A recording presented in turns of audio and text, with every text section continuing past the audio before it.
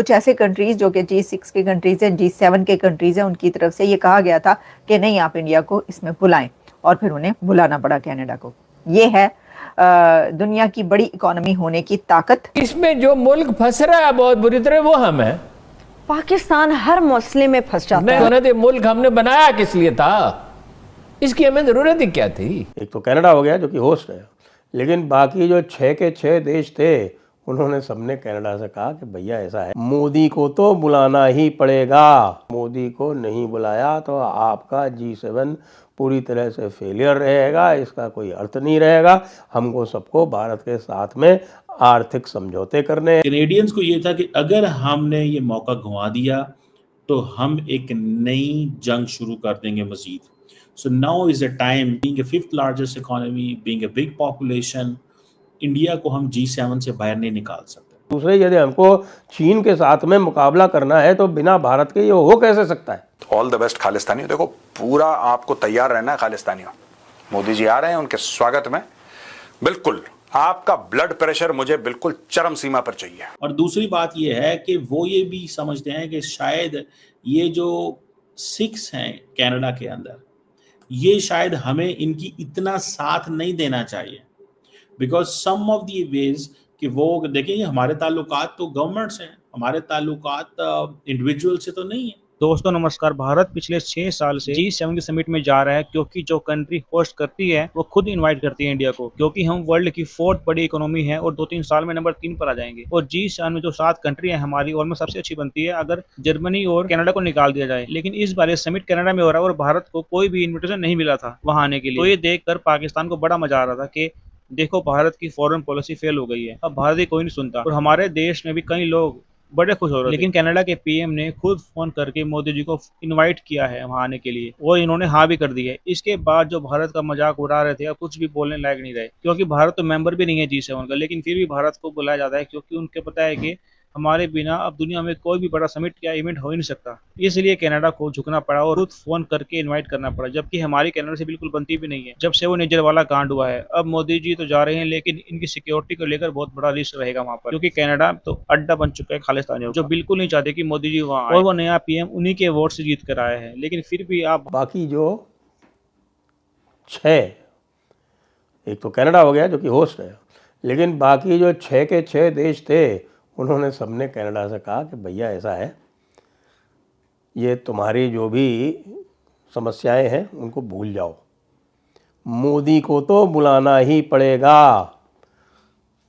पूरी दुनिया में सभी को इस समय भारत की आवश्यकता है, और भारत की आवश्यकता है तो मोदी की आवश्यकता है। मोदी को नहीं बुलाया तो आपका G7 पूरी तरह से फेलियर रहेगा, इसका कोई अर्थ नहीं रहेगा। हमको सबको भारत के साथ में आर्थिक समझौते करने हैं, आर्थिक वार्ताएं करनी है, आर्थिक वार्ता के अतिरिक्त सामरिक वार्ताएं भी करनी है। सामरिक मतलब स्ट्रेटेजिक, यानी कि लोगों को भारत के साथ में मिलिट्री अलायंस भी बनाने का शौक़ है इस समय।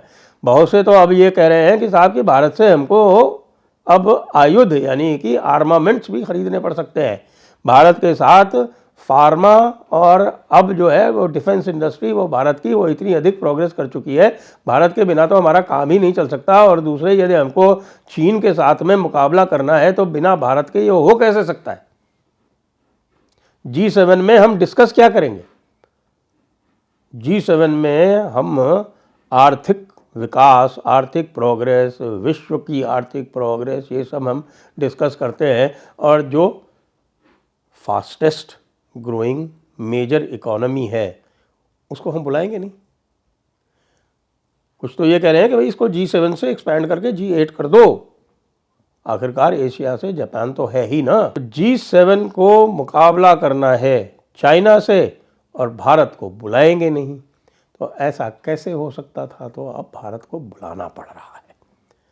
कनाडा को एक तरह से मजबूरी में बुलाना पड़ रहा है। अब इम्पॉर्टेंट चीज यह है कि मार्क जो है कार्नी, इन्होंने एक बड़ा स्टेप लिया। That is wise move by the way. Mark Carney उन्होंने जो बात की, उन्होंने कहा जी देखें बात यह है कि India is an important player, it's a 5th largest economy, and being a 5th largest economy, being a big population, India को हम G7 से बाहर नहीं निकाल सकते। कैनेडियंस को ये था कि अगर हमने ये मौका गंवा दिया तो हम एक नई जंग शुरू कर देंगे मजीद।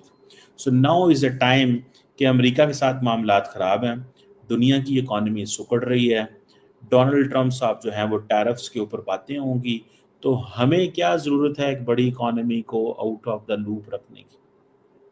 हमें क्या ज़रूरत है कि एक हम ऐसी इकॉनमी के साथ लड़ाई शुरू कर लें जो हमें जिससे हमें फ़ायदा हो रहा है। एक देखें, India is a big country, तो उनको इस चीज़ का अंदाज़ा है कि अगर हम ये करते हैं तो ये हमारे लिए एक मुश्किल पैदा हो जाएगी। सो हम नहीं चाहते कि ये चीज़ जो है, ये मुश्किल जो है वो हमारे सामने आए। और दूसरी बात ये है कि वो ये भी समझते हैं कि शायद ये जो सिख्स हैं कनाडा के अंदर, ये शायद हमें इनकी इतना साथ नहीं देना चाहिए, because some of the ways कि वो देखें, ये हमारे ताल्लुकात तो गवर्नमेंट से हैं, हमारे ताल्लुकात इंडिविजुअल से तो नहीं है। फॉर एग्जाम्पल जो वर्ल्ड सिख ऑर्गेनाइजेशन है उसने कहा this is a betrayal of the Sikh Canadians. अब क्वेश्चन ये है, मार्क कार्नी को परवाह क्यों नहीं है? वो कहता है यार अब इलेक्शन होंगे जब भी तो देखा जाएगा, अब तो जो होना था हो गया। इसमें ये बात याद रखें कि कहा यह जा रहा है कि G6 का पुश भी था, G6 की तरफ से ये पुश किया गया कि ऐसा नहीं हो सकता, यानी G6 के जो कंट्रीज हैं, यानी जो और कंट्रीज हैं, G7 में भी जो कंट्रीज हैं, उनकी तरफ से ये पुश किया गया कि आप इंडिया को टेबल पर लाएं, इंडिया को आप इस समिट से बाहर नहीं रख सकते और भारत को आपको इस समिट में बुलाना पड़ेगा।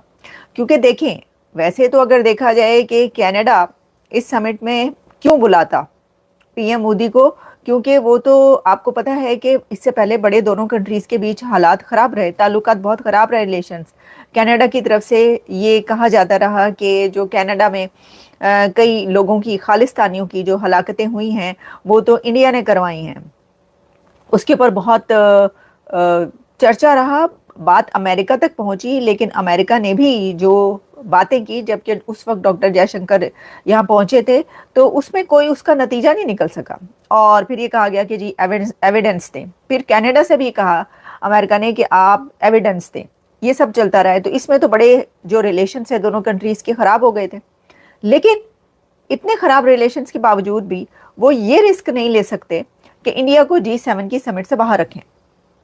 ये एक बहुत बड़ी बात है जिसको उन कंट्रीज को देखना चाहिए, पाकिस्तान समेत। क्योंकि मैं देख रही थी बहुत सारे जो एनालिस्ट थे, बहुत सारे वो कह रहे थे कि एक खुशी का इजहार कि जी देखें, हमारा जो दुश्मन है उसको उन्होंने नहीं बुलाया। और अब ये तो बहुत अच्छा हुआ कि कनाडा ने पीएम मोदी को इनवाइट नहीं किया, लेकिन अब देख लें, कनाडा ने पीएम मोदी को इनवाइट कर लिया है और वो G7 की समिट में जा भी रहे हैं। इससे ये पता चलता है कि जब आप बहुत स्टेबल कंट्री हो, आपकी जो फाइनेंशियल स्टेबिलिटी है और आप दुनिया की बड़ी एक इकोनॉमी बन चुके हों, तो उसमें और फिर ग्लोबल सप्लाई चेन्स की जब बात होती है तो देखिए बहुत सारे ऐसी ट्रेड और सप्लाई चेन्स जो हैं वो इंडिया की तरफ से चलती हैं, ठीक है। और कनाडा के और इंडिया के बीच भी जो रिलेशन है उसमें भी ये सब है, तो उसमें वो उसको इग्नोर नहीं कर सकते। तो उन्होंने कहा कि ये कैसे हम कर सकते हैं, इसलिए हम बुला रहे हैं। आपने खुद सुन लिया उन्होंने क्या कहा है।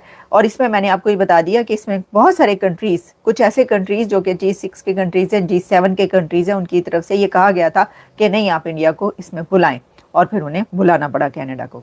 ये है दुनिया की बड़ी इकॉनमी होने की ताकत।